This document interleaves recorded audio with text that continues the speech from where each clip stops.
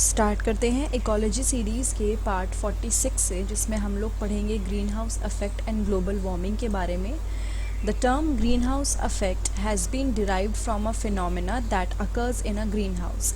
यानी कि ये जो ग्रीन हाउस अफेक्ट टर्म है, इसको कहाँ से लिया है? जो ग्रीन हाउस फिनोमेना होता है, जो देखा जाता है, उससे लिया है। ग्रीन हाउस में होता क्या है? एक ग्लास हाउस होता है, उसके अंदर हीट आती है बट वो हीट बाहर नहीं जा पाती। तो उसकी वजह से क्या होता है, ठंडे एरियाज़ में भी जहाँ पे टेम्परेचर इतना अच्छा नहीं होता कि वहाँ पे प्लांट उग सके, उस ग्रीन हाउस के अंदर वो प्लांट अच्छे से उग पाते हैं। Have you ever seen a green house? आपने कभी कोई ग्रीन हाउस देखा है? It looks like a small glass house. कैसा दिखता है वो? एक ग्लास हाउस जैसा दिखता है, और वो प्लांट्स को ग्रो करने के लिए यूज़ होता है, स्पेशली किस मौसम में? विंटर के सीज़न में। In a green house the glass panel lets the light in but does not allow heat to escape. Green house में जो ग्लास का बना हुआ पैनल होता है, वो लाइट को तो आने देता है बट हीट को बाहर नहीं जाने देता। Therefore, the greenhouse warms up very much like inside a car that has been parked in the sun for a few hours.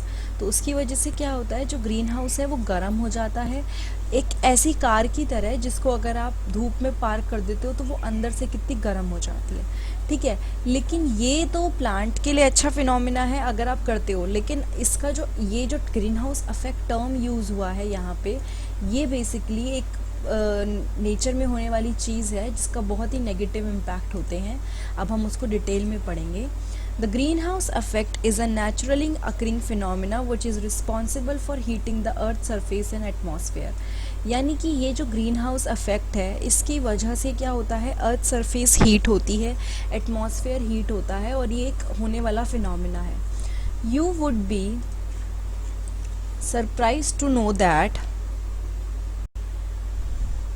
Without green house effect, कि ग्रीन हाउस अफेक्ट के बिना जो average temperature है at surface of earth, मतलब earth का जो average temperature है वो कितना हो जाएगा, चिली -18 डिग्री सेल्सियस इतना हो जाएगा अगर ग्रीन हाउस अफेक्ट ना हो तो।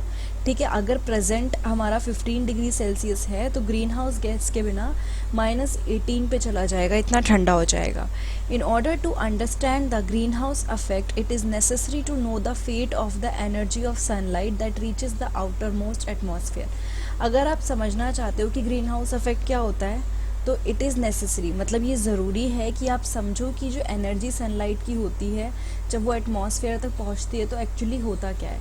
देखो एक चीज़ दिखाती हूँ। Green house gases absorb long waves radiation from the earth and emit it again towards the earth. The cycle continue till the earth surface has no longer wave radiation to emit. अब देखो, normally सन की energy अंदर आई, ठीक है, ये जो यहाँ पे लेयर दिखा रखी है, इसमें दिखा रखा है कि ये ग्रीन हाउस गैस है।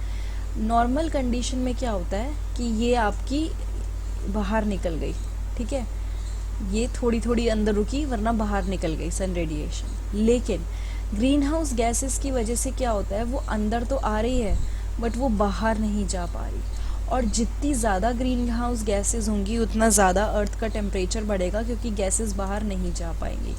ठीक है, तो यहाँ पे clouds and gases reflect about 1/4 of the incoming solar radiation. जो क्लाउड्स होती हैं और गैसेस होती हैं, वो अराउंड 1/4 ऑफ सोलर रेडिएशन जो आ रही होती है उसको रिफ्लेक्ट करती हैं एंड एब्जॉर्ब कर लेती हैं कुछ को, but almost half of the incoming solar radiation fall on earth surface heating it.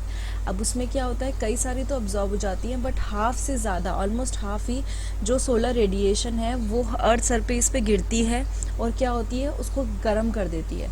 While a small proportion is reflected back, वापस रिफ्लेक्ट कम होती है, काफ़ी ज़्यादा यहीं पे एब्जॉर्ब हो जाती है, उसको हीट कर देती है। अर्थ सरफेस री एमिट करती है हीट को, ठीक है, अर्थ सरफेस क्या करती है, इसको मैं मार्क कर देती हूँ, वो री एमिट करती है हीट को, किसकी फॉर्म में, इंफ्रारेड रेडिएशन की फॉर्म में, but part of this does not escape into space. अब क्या होता है, आई पर एस्केप नहीं हो पाई। एस्केप क्यों नहीं हो पाई, क्योंकि कुछ जो गैसेस हैं, ग्रीन हाउस गैसेस जैसे कि कार्बन डाइऑक्साइड, मीथेन, वो इसको एब्जॉर्ब कर लेती हैं, इस हीट को एब्जॉर्ब कर लेती हैं। और ये जो मॉलिक्यूल होते हैं इस गैस के, वो हीट एनर्जी को रेडिएट करते हैं और फिर से दोबारा से क्या होता है, major part of this whatever is the जो भी हीट है वो वापस आ जाता है, जिसकी वजह से अर्थ दोबारा हीट हो जाती है। तो मतलब कायदे से आके निकल जाना चाहिए, बट ग्रीन हाउस गैसेज इसको एब्जॉर्ब कर लेती हैं। और ना मेंशन भी किया है, कार्बन डाइऑक्साइड, मीथेन, ये सब क्या होती हैं, ग्रीन हाउस गैसेज होती हैं। This cycle is repeated many times. The above mention gases, अब जो ऊपर मेंशन करी है जैसे कि कार्बन डाइऑक्साइड और मीथेन, इनको हम ग्रीन हाउस गैसेस बोलते हैं because they are responsible for the green house effect. इसको हम क्या बोलते हैं, we call it green house gases, क्योंकि इसकी वजह से ग्रीन हाउस अफेक्ट होता है ना। यहाँ पे कुछ ग्रीन हाउस गैसेस शो कर रखी है, ये आप देखो, कार्बन डाइऑक्साइड, मीथेन, CFC, जो भी क्लोरोफ्लोरोकार्बन होता है वो, इसके बारे में आप पढ़ोगे कि जो आप फ्रिज और AC यूज़ करते हैं वहाँ से ये रिलीज़ होते हैं। Increase in the level of greenhouse gases has led to a considerable heating of earth leading to global warming। ये जो लेवल है ग्रीन हाउस गैसेस का बढ़ा है, इसकी वजह से क्या हुआ है, ग्लोबल वार्मिंग जैसी कंडीशन क्रिएट हो गई है। During the past century the temperature of earth has increase by 0.6 degree Celsius. Past century से क्या था, जो टेम्परेचर था अर्थ का वो कितना बढ़ गया है, 0.6 degree Celsius. Most of it during the last 3 decades, यानी कि जो लास्ट के 30 साल हैं उसके अंदर जो भी टेम्परेचर बढ़ा है वो ज़्यादा बढ़ा है। साइंटिस्ट ये मानते हैं कि टेम्परेचर के बढ़ने की वजह से काफ़ी ज़्यादा इन्वायरमेंट में चेंजेस आ रहे हैं और बहुत ही ऑड क्लाइमेटिक चेंजेस आ रहे हैं। एक एग्जांपल एल नीनो इफेक्ट का है, इसके ऊपर मैं अलग से एक वीडियो बनाऊंगी। thus leading to increased melting of polar ice cap as well as the other places like Himalayan snow caps। अब हो क्या रहा है, इतनी गर्मी अगर बढ़ रही है, टेम्परेचर बढ़ रहा है, तो उसकी वजह से क्या हो रहा है, ये जो आइस कैप है, जो पोलर रीजन है, वहाँ पे मेल्टिंग बहुत ज़्यादा हो रही है। ठीक है, over many years this will result in a rise in sea level that can submerge many coastal areas. ये अगर चलता रहा तो एक दिन ऐसा होगा कि सी लेवल बढ़ जाएगा। क्यों, जितना भी ग्लेशियर्स हैं, पोलर एरियाज़ हैं, वहाँ पे जो बर्फ़ है वो पिघल जाएगी, वो पिघल के पानी तो बनेगी, पानी जाके मिल के सी में मिलेंगे, रिवर्स में मिलेंगे। जब वो पानी बढ़ जाएगा तो फाइनली क्या होगा, सी लेवल इतना बढ़ जाएगा कि कई कोस्टल एरिया बिल्कुल उसके अंडर डूब जाएंगे।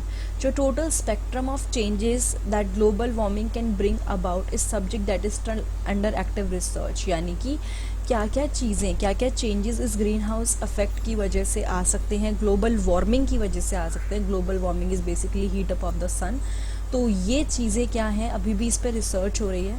उसके बाद एक चीज़ लिखी है कि how can we control global warming. अगर हम ग्लोबल वार्मिंग को कंट्रोल करना चाहते हैं तो कैसे कर सकते हैं।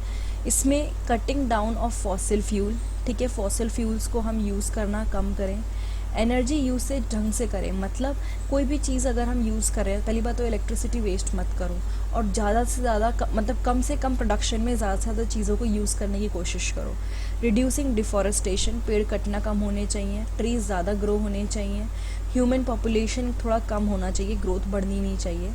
International initiatives are also being taken to reduce the emission of greenhouse gases into the atmosphere।